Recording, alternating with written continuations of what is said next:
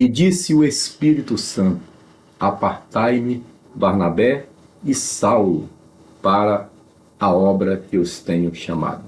Lendo e explicando a Bíblia Sagrada, vamos ler Atos dos Apóstolos, capítulo 13. Sejam todos bem-vindos, paz seja convosco.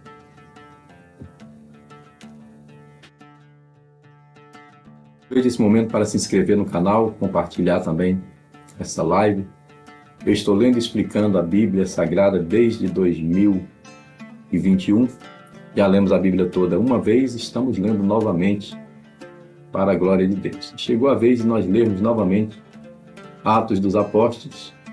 Hoje vamos ler o capítulo que fala do chamado de Paulo e Barnabé. E na igreja que estava em Antioquia, havia alguns profetas e doutores, a saber, ele vai listar os nomes. Barnabé, olha o primeiro nome, Barnabé, Simeão, chamado Níger, e Lúcio Cirineu, e Manaém, que fora criado com Herodes, o tetrarca, e Saulo. Saulo está aqui como o último da lista, o último da fila.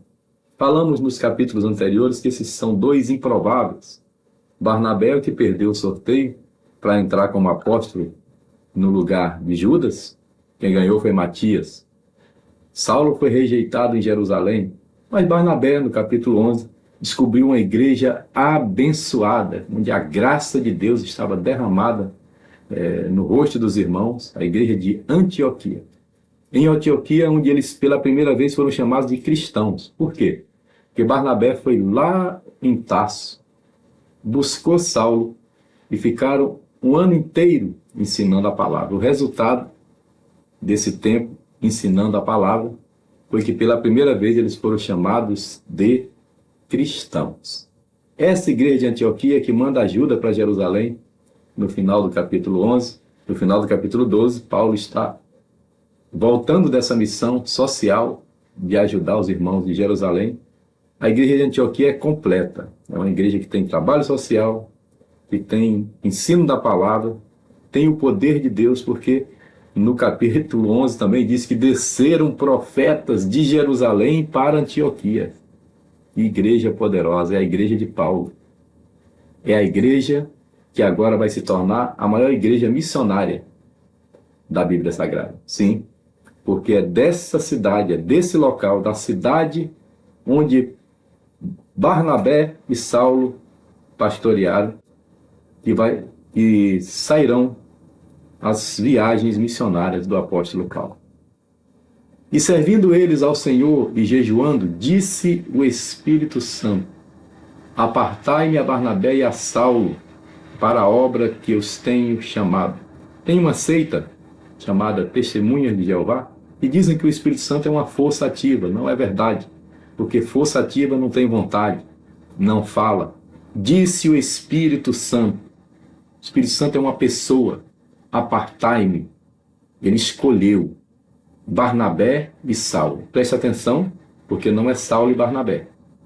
Porém, no capítulo 14 em diante, algumas coisas vão acontecer e a Bíblia vai começar a chamar Saulo e Barnabé. Mas nesse momento do chamado é Barnabé e Saulo para a obra que os tenho chamado. Que obra? A obra missionária. Então, jejuando e orando e pondo sobre eles as mãos, os despediram. Preste atenção. Eles já estavam jejuando e orando. Ó. A igreja de Antioquia é uma igreja poderosa. Profetas, doutores. E agora eles já estavam jejuando no capítulo 2. O Espírito Santo disse: apartai-me Barnabé e Saulo. Então eles jejuaram de novo. Jejuando e orando e pondo sobre eles as mãos, os despediram. Jejuaram para o Espírito escolher e jejuaram para enviar os missionários. A obra missionária não se faz de qualquer maneira. Existe todo um preparo espiritual, uma base de oração para nós irmos para o campo missionário. Assim estes quem? Barnabé e Saulo, enviados pelo Espírito Santo. Olha, se fosse ativa, teria capacidade de enviar alguém? Jamais. Enviados pelo Espírito Santo, desceram a Seleucia e dali navegaram para Chipre. Daqui a pouco eu vou colocar um mapa com essa rota da primeira viagem missionária do apóstolo Paulo, juntamente com Barnabé. Deixa eu ajustar aqui. Ok, vamos lá. É Chipre, né? E chegando a Salamina, anunciaram a palavra de Deus nas sinagogas dos judeus e tinham também a João como cooperador. Onde é que João entrou na história? João aqui é João Marcos, ele é sobrinho de Barnabé. Ele estava lá na casa da irmã Maria, naquela oração abençoada, onde eles oraram por Pedro, né? E Pedro foi solto. Então, ele sendo alguém muito curioso, dedicado, foi escolhido para acompanhar Barnabé. Barnabé queria treiná-lo. E Paulo aceitou e ele foi como cooperador. Mas ele vai desistir aqui mais na frente, né? Vai desistir da viagem. Isso vai causar um problema entre Paulo e Barnabé. E havendo atravessado, esse João é João Marcos, tá? É o escritor, João aqui é João Marcos, ele é o escritor do Evangelho de Marcos. E havendo atravessado a ilha até Pafos, acharam um certo judeu mágico, falso profeta, chamado Bar Jesus. Bem, se lembrem que Filipe teve com João, também Pedro, aquele lá do capítulo 8, era Simão, né? Aqui é um outro, tá? Aqui é um falso profeta, um mágico chamado Bar Jesus. Aqui ele se converteu, esse aqui não. O qual estava com o procônsul Sérgio Paulo, homem prudente. Este, chamando a si a Barnabé e Saulo, procurava muito ouvir a palavra de Deus. Esse quem? O procônsul. A autoridade queria ouvir a palavra de Deus. Mas resistia-lhes Elimas, o encantador, porque assim se interpreta o seu nome. Esse Bar Jesus também era chamado de Elimas. Ele procurava apartar o procônsul da fé. Procurava apartar da fé o procônsul, a autoridade. Quem era ele? Vou voltar aqui ao versículo. Sérgio Paulo, um homem influente. E o encantador, o mágico, queria atrapalhar o evangelismo. Todavia, Paulo, que também se chama Paulo... Opa! Então Deus não mudou o nome de Paulo? Claro que não. Paulo é o nome grego, né? E Saulo é o mesmo nome de Saul, é o nome hebreu, é o nome judeu, ok? Então, Saulo para os judeus e Paulo para os gregos. Saulo, que também se chama Paulo, cheio do Espírito Santo, fixando os olhos nele, diz: ó filho do diabo, bem educado, hein? É assim que se expulsa demônio. Ó filho do diabo, cheio de todo engano e de toda malícia, inimigo de toda justiça, não cessarás de perturbar os retos caminhos do Senhor? Eis aí, pois, agora contra ti a mão do Senhor, e ficarás cego, sem ver o sol por algum tempo. E no mesmo instante, a escuridão e as trevas caíram sobre ele, e andando à roda, buscava a quem guiasse pela mão. Poder de Deus. Estava se colocando entre Paulo, Barnabé, João Marcos e o procônsul, que estava interessado em ouvir a palavra de Deus. Repreende com autoridade, ele fica cego. Então o procônsul, vendo o que havia acontecido, creu, maravilhado na doutrina do Senhor. Aleluia. Serviu de exemplo para agora que o procônsul creu mesmo. E partindo de Pafos, Paulo e os que estavam com ele chegaram a Pergue, na Panfilha. Mas João, João, não faça isso. Mas João, apartando-se deles, voltou para Jerusalém. Tem gente que gosta de missões nos vídeos, nos stories, né? Nas fotos. Querem visitar outro país, ficam deslumbrados e acham que missões é brincadeira. João Marcos aqui não tinha a devida maturidade e ele abandona a missão no meio do caminho. Isso vai gerar um problema lá na frente, porque na próxima viagem ele vai querer ir e Paulo diz, comigo não. E Barnabé vai se separar de Saulo por causa desse jovem chamado João Marcos. Abandonou. Bem, essa foi a primeira viagem missionária, tá? E aqui, deixa eu voltar aqui o versículo 13 para nós vermos. Quando chegou em Perge, lá com a filha, ele desistiu. Onde está Perge? Vou mostrar aqui para vocês. Está aqui, ó. Aqui em cima. Eles saíram então de Antioquia, passaram por Salamina, Pafos. Pafos é aqui na ilha de Chipre, costeando Chipre. E aqui eles vão chegar em Perge, né? Então, João Marcos não participa do restante da viagem, que será a outra Antioquia, que tem Antioquia da Síria e Antioquia da Psídia. Depois Paulo vai para Icônio, Listra e Derbe. Depois ele volta passando por Atália e volta para Antioquia. Antioquia se torna uma base missionária de onde Paulo sai e para onde ele sempre vai voltar. Que coisa linda. E eles, saindo de Perge, agora era Paulo e Barnabé somente, chegaram a Antioquia da Psídia. A Antioquia da igreja de Paulo e Barnabé era a Antioquia da Síria, lá embaixo. Eles chegaram lá em cima, Antioquia da Psídia, aquela lá de cima, tá? E entrando na sinagoga, num dia de sábado, apresentaram-se. Opa, lá atrás eu esqueci de falar. Primeira cidade que eles chegaram, eles entraram aonde? Na sinagoga. Sempre, esse era o modus operandi de Paulo, sempre chegava na sinagoga, porque na sinagoga ele já tinha o Antigo Testamento, ele tinha os profetas, então eles liam alguma coisa e explanavam, né? Era a estratégia de Paulo. Vamos na sinagoga, a gente vai falar com quem já conhece as Escrituras, e depois a gente evangeliza os demais gentios. E depois da lição da lei, bem, eles se apresentaram. Como se apresentaram? Bom dia, boa tarde, tudo bem? Shalom. Shalom, certamente era um sábado, dia de sábado, né? Eu sou Saulo de Tarso, criado aos pés de Gamaliel, circuncidado ao 8º dia da tribo de Benjamim. Oi, irmão Saulo, o senhor é fariseu, doutor na lei. Eles assentaram-se. E depois da lição da lei, era a lição do dia, era a lição da escola dominical, no caso lá da escola sabatina. Depois da lição da lei e dos profetas, olha, era a Bíblia no Antigo Testamento, lei e profetas. Lhes mandaram dizer os principais da sinagoga: homens e irmãos, se tendes alguma palavra de consolação para o povo, falai.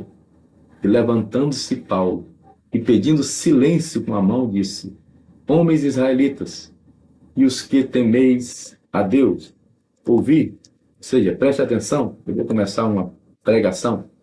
O Deus deste povo de Israel escolheu os nossos pais e exaltou o povo, sendo eles estrangeiros na terra do Egito. Aqui é um resumo. Pregação muito parecida com a de Estevão. E Paulo estava lá ouvindo. Ele vai fazer aqui, observem, quase a mesma coisa, é um resumo. Na terra do Egito. E com braço poderoso os tirou dela. E suportou os seus costumes no deserto por espaço de 40 anos.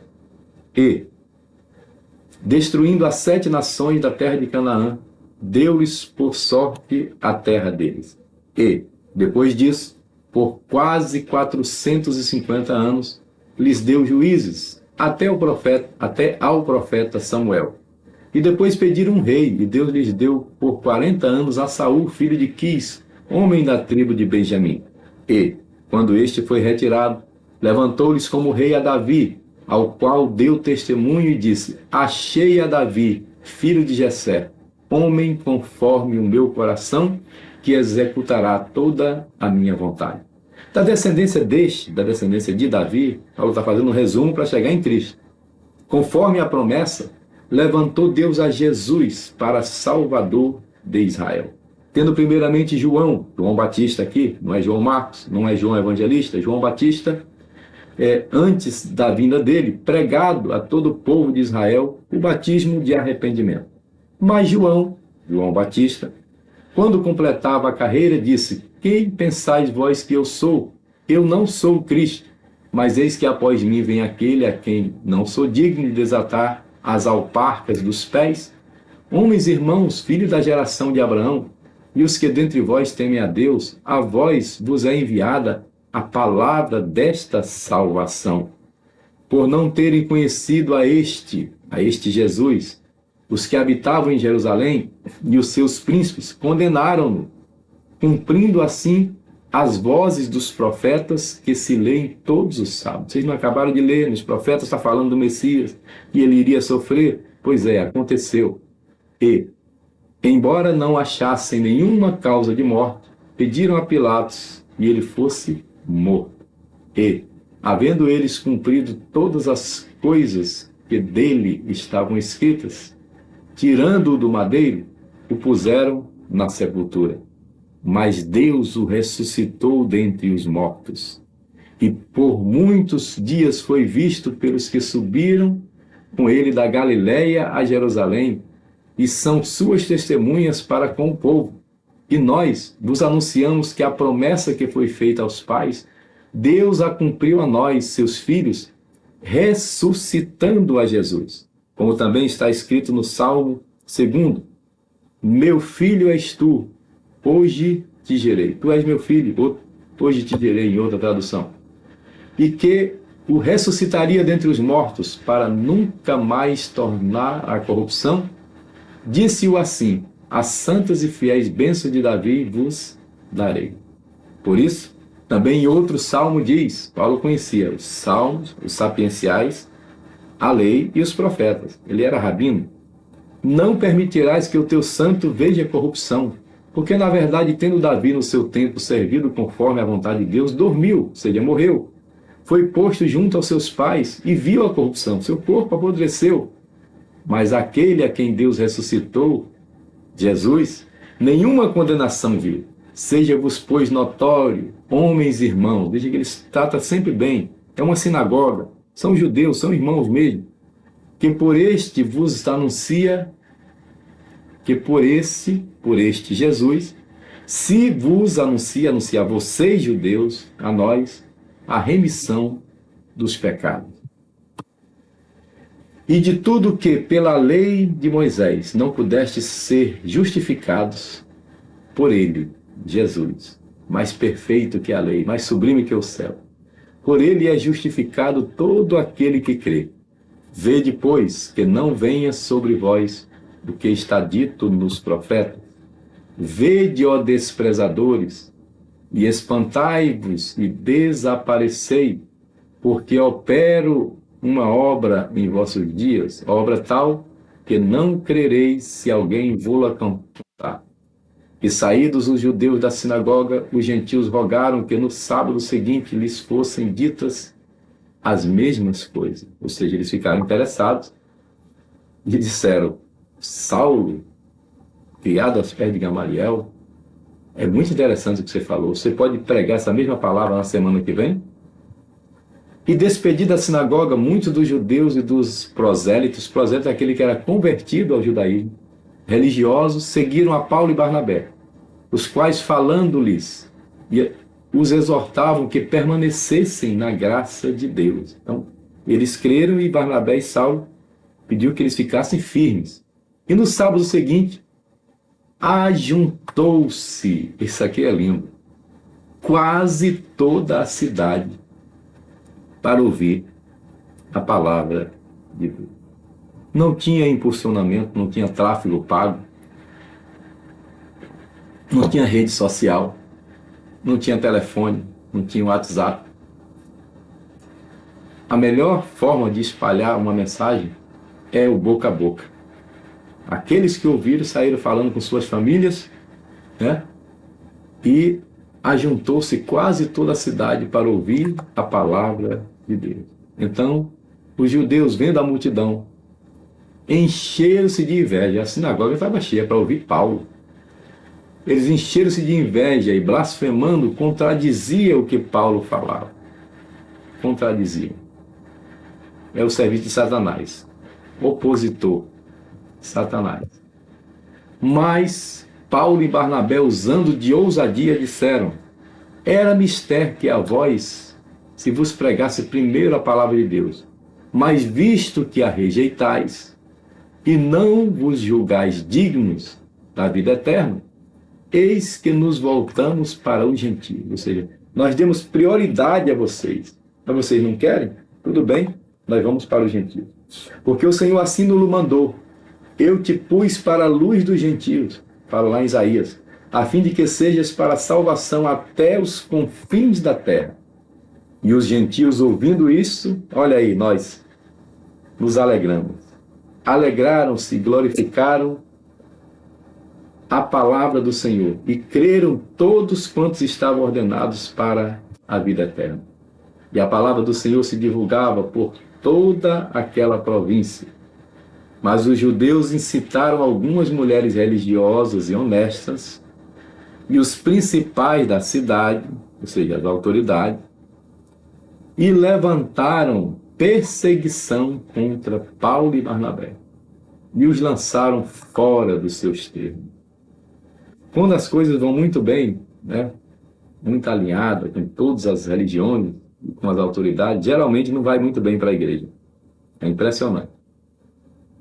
É impressionante. Eles armaram a situação, usaram as autoridades, usaram mulheres influentes e afastaram eles dos termos da cidade.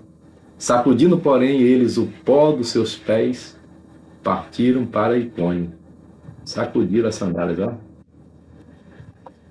Foram amaldiçoados. E os discípulos estavam cheios de alegria e do Espírito Santo. E os discípulos estavam cheios de alegria e do Espírito Santo. Que cada um dos irmãos que está assistindo essa live seja agora cheio de alegria e do Espírito Santo. Aleluia. Essa é a Bíblia, a palavra-chave que eu uso para fazer essa live. Esse é o cronograma de leitura. Nós lemos a primeira vez nesse modelo aí. Vamos seguir o mesmo modelo até que Deus nos mande fazer diferente. Essa é a Bíblia do meu pai, de saudosa memória. E hoje nós lemos Atos dos Apóstolos, capítulo 13. Aleluia. Vamos orar e agradecer ao Senhor. Pai, muito obrigado por mais esse dia, por mais esse capítulo. Capítulo 13 do livro de Atos, o segundo tratado de Lucas para Teófilo, esse homem influente. Eu quero agradecer pela vida de cada um dos seus filhos que dedicou esse tempo de 22 minutos para ouvir a tua palavra, e que a tua bênção, a tua proteção e a tua provisão seja sobre a casa dos teus filhos. Eu quero nessa hora orar pelo Brasil, que se encontra numa situação tão crítica, tão tensa. Eu oro pela nação brasileira e peço por Jerusalém, a cidade amada. Tua palavra diz: abençoarei os que te abençoaram. Não deixe que ninguém quebre essa aliança, Senhor, Brasil e Israel. Nós entregamos em tuas mãos a nação brasileira e oramos por Jerusalém. Em nome de Jesus. Amém. E se você disse amém, compartilhe a live do pastor João Neres com mais alguém. Deus te abençoe. Paz seja convosco.